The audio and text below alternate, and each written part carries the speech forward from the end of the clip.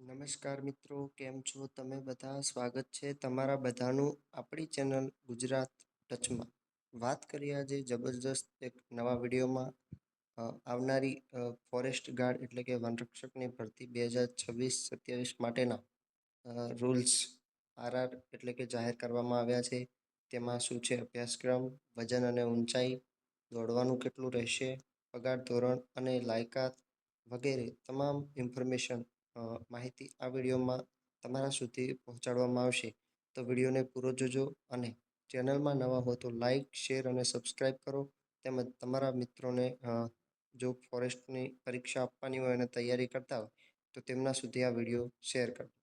વાત કરીએ સૌપ્રથમ અભ્યાસક્રમની, તો સૌપ્રથમ સામાન્ય જ્ઞાન 25%, સામાન્ય ગણિત 12.5%, ગુજરાતી ભાષા 12.5% અને કુદરતી પરિબળો જેવા કે પર્યાવરણ વગેરે પર્યાવરણને લગતું 50%. એમ કુલ 100% ગુણભાર છે. તેમાંથી 200 ગુણનું પેપર હશે અને 100 પ્રશ્નો હશે.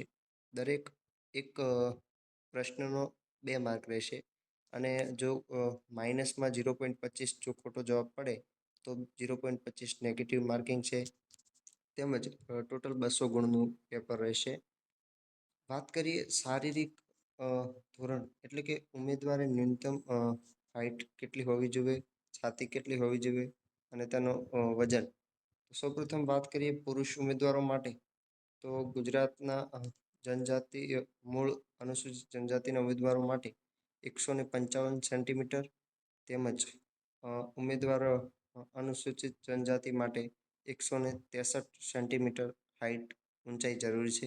તેમજ છાતીની વાત કરીએ તો ફુલાવ્યા વગર 80 સેન્ટીમીટર તેમજ અનુસૂચિત જનજાતિ માટે પણ 80 સેન્ટીમીટર તેમજ ફુલાવેલ છાતી 84 સેન્ટીમીટર બંને પુરુષ ઉમેદવારો માટે રહેશે, બંને જ્ઞાતિના.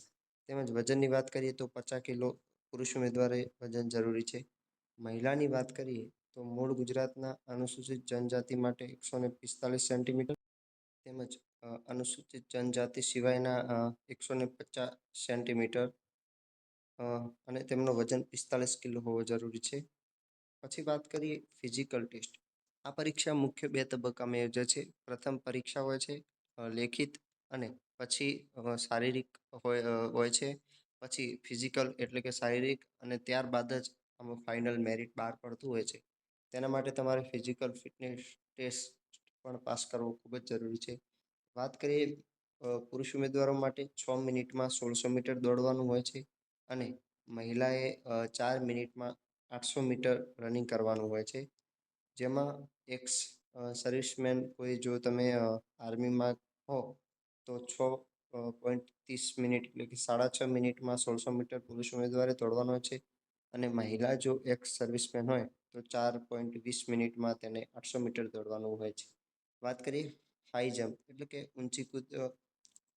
મેલ કેન્ડિડેટ એટલે કે પુરુષ ઉમેદવારે 4 ફૂટ અને 3 ઇંચ, એક્સ સર્વિસમેને 4 ફૂટ અને મહિલા ઉમેદવારે 3 ફૂટ અને એક્સ સર્વિસમેને 2 ફૂટ ને 9 ઇંચ. પછી વાત કરીએ લોંગ જમ્પ.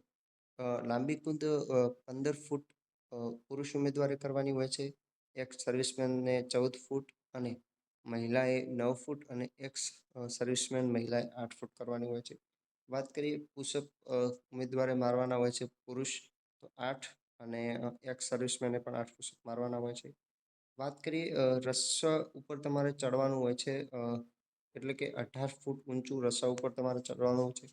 તે મહિલાને કોઈ પણ પ્રકારનું રસ્તા પર ચડવાનું હોતું નથી, પણ એક સર્વિસમેન અને પુરુષ ઉમેદવારોએ 18 ફૂટ સુધી ઊંચું ચડવાનું હોય છે. વાત કરીએ શૈક્ષણિક લાયકાતની એટલે કે કોઈ પણ માધ્યમિક અથવા ઉચ્ચતર માધ્યમિક શિક્ષણ બોર્ડમાંથી તેણે પ્રમાણપત્ર પરીક્ષા પાસ કરેલી હોવી જોઈએ. સરકારે તે માન્ય કરેલી તેને સમકક્ષ લાયકાત ધરાવતું એટલે કે આમાં કોઈ પણ પ્રકારનું ગ્રેજ્યુએશન જરૂર નથી. તમે જો 12 પાસ હો તો તમે આ ભરતીને લાયક ગણાવો છો. વાત કરીએ વય મર્યાદા એટલે કે આ જૂની આરઆર મુજબ છે પણ નવામાં પણ તે છે તમારી ઉંમર 18 વર્ષથી ઓછી નહીં અને 33 વર્ષથી વધુ ન હોવી જોઈએ. એટલે કે તમને 18 વર્ષ પૂરા હોય તો જ તમે આ ભરતીને લાયક ગણાવો છો? વાત કરીએ પગાર ધોરણની તો હજુ સુધી 8મું પગાર ધોરણ લાગુ પડ્યું નથી. એટલે આપણે ગુજરાતમાં ફિક્સ પગારમાં તમને રૂપિયા 26,000 આપવામાં આવે છે. 5 વર્ષ સુધી ફિક્સ પગાર હોય છે અને પછી તમારો પગાર વધી શકે છે.